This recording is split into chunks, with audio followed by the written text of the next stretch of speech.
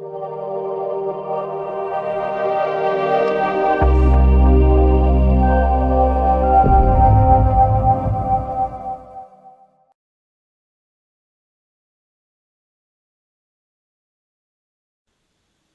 Dan Stevens here, Frontline Community Protection Limited.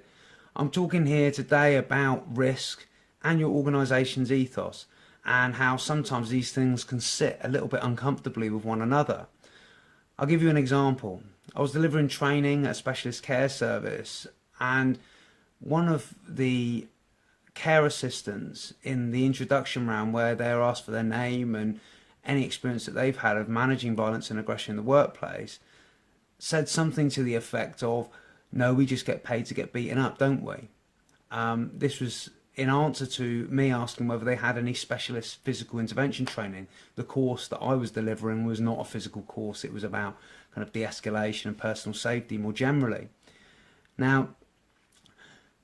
later on the round of introductions, the manager then introduced herself and made it clear that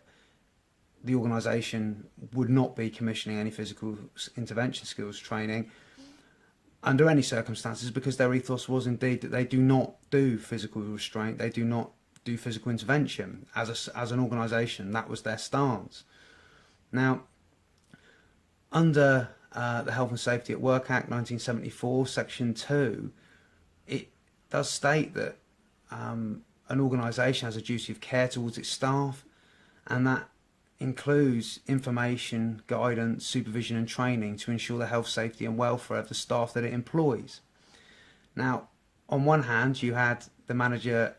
accepting the fact that there were risks and that staff were not kind of making it up, but that, contrary to that, they believed that giving physical intervention skills training would actually be negative to the organisation, because their anxiety on further discussion was that actually it would end up being a cause of more problems, people tending to go to those physical skills as opposed to all the other really good stuff they were doing, which was around harm reduction, around distraction, about positive reinforcement, and all that stuff that needs to be part and parcel of any care package that they offer to vulnerable people who can be aggressive at times. Now, for me, there needs to be some sort of middle road, because if you imagine that there were a handful of residents who were being incredibly violent and difficult quite a lot, and staff that were doing the best with what they had, sometimes providing personal care in threes in order to ensure their safety, these staff were just using whatever came to mind to them to keep themselves safe. And what I tried to impress on the organisation was that with the appropriate training and the appropriate context, both legally, ethically and operationally, in terms of the training being fitted into the way in which your services are delivered, then actually it's a win-win, because your staff can be protected and your service users will be much more safe. The staff will have a range of options at their disposal,